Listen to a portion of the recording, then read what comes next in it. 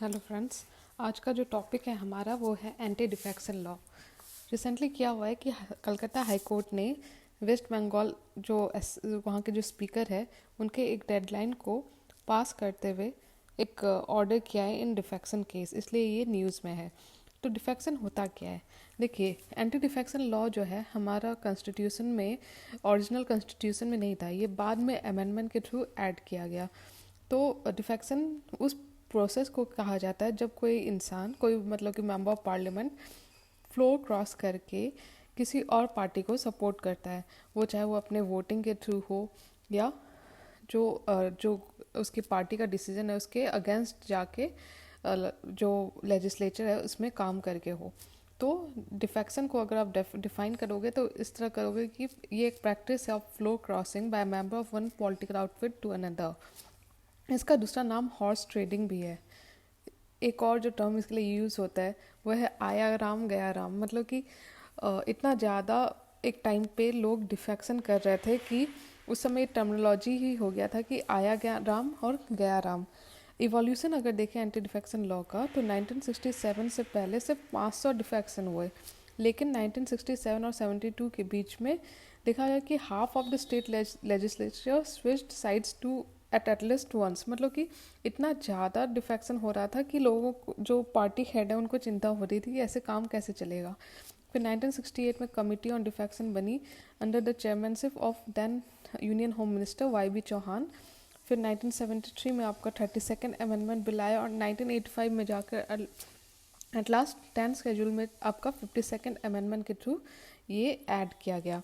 अगर anti defection law के बारे में बात करें तो एंटी डिफेक्शन लॉ ये 10 शेड्यूल में है, ठीक है। और इसमें जो ग्राउंड है डिफेक्शन का, पहला है कि डिस्क्वालिफिकेशन, मतलब कि जब कोई member of a house belonging to any political party become disqualified, तब और इसका जो सिनेरियो है, दो केसेस हैं इसके। पहला है आपका जब कोई वॉलंटरीली अपना मेंबरशिप दे देता है, ठीक है। दूसरा कि ही वोट्स और abstains from voting in such house contrary to any direction, मतलब कोई भी डायरेक्शन अगर उसके पार्टी से दिया गया और उसको फॉलो नहीं करता तब। दूसरा, जब इंडिपेंडेंट मेंबर अगर कोई है और वो जाके कोई पॉलिटिकल पार्टी ज्वाइन करता है तब भी वो काउंट होता है डिफेक्शन की तरह। फिर तीसरा है नॉमिनेटेड मेंबर जब becomes disqualified for being a member of the house if he joins any political party after the expiry of 6 month.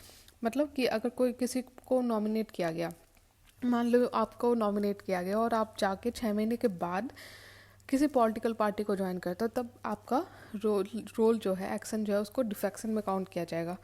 इसमें ना कुछ कुछ एक्सेप्शंस भी हैं, इनको भी देख लेते हैं। The law allows a party to merge, मतलब कि जब मर्ज होता है विद 2/3, मतलब 2/3 से जब मर्ज होता है। दूसरा, जब कोई अगर स्पीकर की तरह लोकसभा या राज्यसभा का स्पीकर की तरह चूज़ होता है और उसके बाद वो अपने पार्टी को छोड़ देता है for respect of the seat of the speaker, तब। और तीसरा, जब स्प्लिट होता है, उसमें 1/3 आपका member of legislature party has been, ये जो है ये डिलीट कर दिया गया है, ये जो एग्जाम्पशन था पहले स्प्लिट का। तो इसमें डिसाइडिंग अथॉरिटी भी आपको ध्यान देना होगा, ये होते हैं आपके presiding officer. Rule making power भी जो है आपका वो प्रिसाइडिंग ऑफिसर के पास होता है। अब बात है कि नीड क्या है एंटी डिफेक्शन लॉ का। पहले तो पॉलिटिकल स्टेबिलिटी, जैसा मैंने कहा कि बहुत ज़्यादा एक टाइम पे डिफेक्शन हो रहा था तो पार्टी को प्रॉब्लम हो रहा था, हॉर्स ट्रेडिंग बहुत ज़्यादा बढ़ रहा था, तो हमारे लेजिस्लेचर के कैरेक्टरिस्टिक को इन्फ्लुएंस कर रहा था, ज़्यादा करप्शन इस कारण से बढ़ रहा था। दूसरा कि लॉयल्टी, मतलब कि जब कोई मेंबर पार्टी के टिकट से जीत रहा है तो एक लॉयल्टी भी उसकी होनी चाहिए कि वो पार्टी का ख्याल रखे। तीसरा कि upholds the will of the people, मतलब कि कोई इंसान को इसलिए चूज़ किया गया कि वो एक पार्टी से है, लेकिन वो बाद में जाकर पार्टी चेंज कर लेता है, तो पीपल का जो भरोसा था जिस कारण से उन्होंने वोट दिया, हो सकता है वो पार्टी के कारण उसको वोट मिला हो, तो वो भी इससे प्रॉब्लम होता है। नेक्स्ट पॉइंट है कि जो डेमोक्रेटिक रीअलाइनमेंट है of parties by way of merger, ये एक तरह से हेल्प करता है कि मर्जर के थ्रू कैसे आपका सही तरीके से मर्जर होगा कि वो डिफेक्शन में काउंट नहीं होगा। तो इस तरह से ये करप्शन कम करने में भी हेल्प करता है। अब समझते हैं कि जो इश्यूज़ हैं विद एंटी डिफेक्शन लॉ वो क्या क्या हैं। पहला कि ये रिस्ट्रिक्ट करता है freedom of speech and expression, मतलब कि एक इंसान हो सकता है वो पार्टी का कार्यकर्ता हो, पार्टी का मेंबर हो, लेकिन तब भी उसे एक फ्रीडम है कि वो अपने स्पीच ऑफ एक्सप्रेशन, उसका एक बेसिक राइट है, फंडामेंटल राइट्स, तो freedom of speech and expression को यूज़ करे, लेकिन एंटी डिफेक्शन लॉ के कारण वो यूज़ नहीं कर पाता। दूसरा कि रिड्यूस्ड अकाउंटेबिलिटी, मतलब कि instead of being loyal to the people, जो मेंबर है वो लॉयल है टू द पार्टी, नहीं तो पार्टी उसे निकाल सकती है, तो ये गड़बड़ है। तीसरा है कि अंडरमाइंस रिप्रेजेंटेटिव गवर्नमेंट, मतलब हमारी डेमोक्रेसी, हमारा जो गवर्नमेंट है वो डेमोक्रेसी है, एक रिप्रेजेंटेटिव गवर्नमेंट है, जो कि अंडरमाइन होता है इस लॉ के कारण।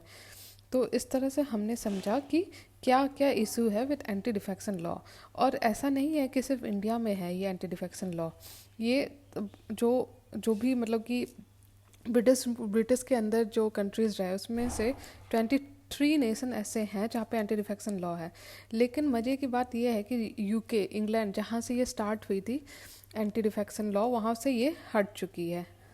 यूएस हो गया, कनाडा हो गया, ऑस्ट्रेलिया, यहाँ पे कोई रिस्ट्रेन नहीं है। उसी तरह यूके पार्लियामेंट में भी मेंबर फ्री है to cross over other sides. तो इस तरह से हम देख रहे हैं कि कैसे अगर हम इंटरनेशनल सिनेरियो देखें एंटी डिफेक्शन लॉ का। अब इशूज़ देखें, अगर जो अभी का जो लॉ है उसमें क्या क्या इशू है। एक तो पॉलिटिकल पार्टीज़ का कोई लाइबिलिटी नहीं है, मतलब कि जो इंसान, जो मेंबर स्विच कर रहा है उसी पे पूरी की पूरी आप देखो तो पूरा जिम्मा डाला जा रहा है। लेकिन पॉलिटिकल पार्टी का भी कुछ रोल है, उसको भी अपने मेंबर्स का ख्याल रखना चाहिए, या जो अलग अलग वॉइसेस हैं उनको सुनना चाहिए अपने पार्टी के विदिन। दूसरा कि प्रॉब्लम विद मर्जर प्रोविज़न, इसका जो मर्जर का जो है कि 2/3 में अगर मेंबर ज्वाइन करें तो दे कैन मर्ज, तो इसको डिफेक्शन में नहीं काउंट होता है। फिर तीसरा है कि power to the presiding officer, ये एंटी डिफेक्शन लॉ के कारण जो प्रेसाइडिंग ऑफिसर है उसके पास बहुत ज़्यादा पावर आ जाता है, जो कि बहुत क्वेश्चनेबल है और कई सारे केसेस भी हो रहे हैं इस चक्कर में। तीसरा है कि ऐसा नहीं है कि एंटी डिफेक्शन लॉ के बाद इंस्टेबिलिटी जो है पार्टी में या लेजिस्लेचर में वो कम हो गई है, ऐसा कुछ नहीं है। तो जब ऐसा हो ही नहीं रहा तो फिर एंटी डिफेक्शन लॉ का फ़ायदा क्या है। जो पार्टीज़ हैं वो अलग अलग तरीके से, दूसरे तरीके से यूज़ करके, जो भी गैप है हमारे कॉन्स्टिट्यूशन में उसको यूज़ करके हॉर्स ट्रेडिंग कर रहे हैं या फिर मेंबर्स खरीद रहे हैं। लास्ट पॉइंट है कि expulsion does not attract disqualification, मतलब कि अगर किसी मेंबर को एक्सपेल कर दिया गया तो उस केस में वो डिस्क्वालीफाई नहीं होता है। तो हमारे कोर्ट में भी कई सारे केसेस गए इस कारण से, और उसमें कई सारे रूलिंग्स आए हैं। तो इसमें आपका जो रूलिंग्स हैं वो रिलेट करता है interpretation of the phrase voluntarily give up his membership. दूसरा, decision of the presiding office is subject to judicial review. तीसरा, time limit within the which the presiding officer has to decide.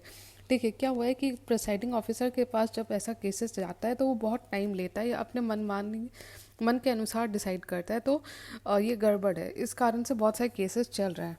तो ये अलग अलग points हैं जिस पे आपको ध्यान देना पड़ेगा। तो अब बात है कि ओवरकम कैसे किया जाए, हम कैसे आगे बढ़ें। तो पहला है कि जो नैरोइंग है द डेफिनेशन ऑफ डिफेक्शन, मतलब जो डेफिनेशन है डिफेक्शन का उसको क्लैरिटी चाहिए उसमें।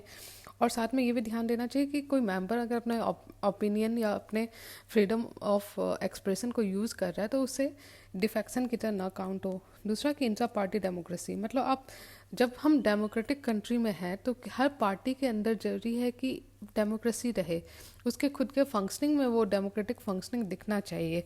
लेकिन हमारी जो पार्टीज़ हैं उनमें वो मिसिंग है, जो पॉलिटिकल कल्चर है उसमें डेमोक्रेसी मिसिंग है।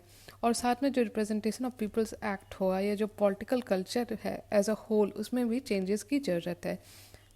तीसरा पॉइंट है कि हम एथिक्स कमेटी को इन्वॉल्व कर सकते हैं। जो एथिक्स कमेटी है वो बेटर डील कर पाएगी ऐसे क्वेश्चंस और सिचुएशन को। चौथा है आपका डिसाइडिंग अथॉरिटी, मतलब कि instead of giving the speaker the whole power for decide, हमारे सेकेंड एडमिनिस्ट्रेटिव रिफॉर्म कमीशन ने रिकमेंड किया था कि जो issue of disqualification of member को डिसाइड करना चाहिए बाय प्रेसिडेंट और गवर्नर, वो भी on the advice of election commission. तो ये हमारे सेकेंड ARC में मैंसनड है, इसको आप कोट कर सकते हैं अपने आंसर राइटिंग में। फिर नेक्स्ट है कि डिफेक्शन को एक इंटरनल इशू ऑफ पार्टी बना देना चाहिए, मतलब कि इंस्टेड ऑफ कि इतना हार्ड स्टेप लेते हुए उस मेंबर को बाहर निकाल दे, इंस्टेड ऑफ दैट पार्टी को ही चांस देना चाहिए कि इसको एक इंटरनल इशू की तरह ट्रीट करे और सॉल्व करे। नेक्स्ट पॉइंट है कि और ज़्यादा क्लैरिटी चाहिए। जो भी वर्ड्स हैं जैसे वॉलंटरीली गिविंग अप मेंबरशिप, इस पे और ज़्यादा क्लैरिटी की ज़रूरत है। तो इस तरह से हमने समझ लिया anti defection law comprehensively. I hope आपको वीडियो अच्छा लग रहा हो। अगर अच्छा लग रहा है तो लाइक कीजिए और मेरे चैनल को सब्सक्राइब कीजिए। Thank you.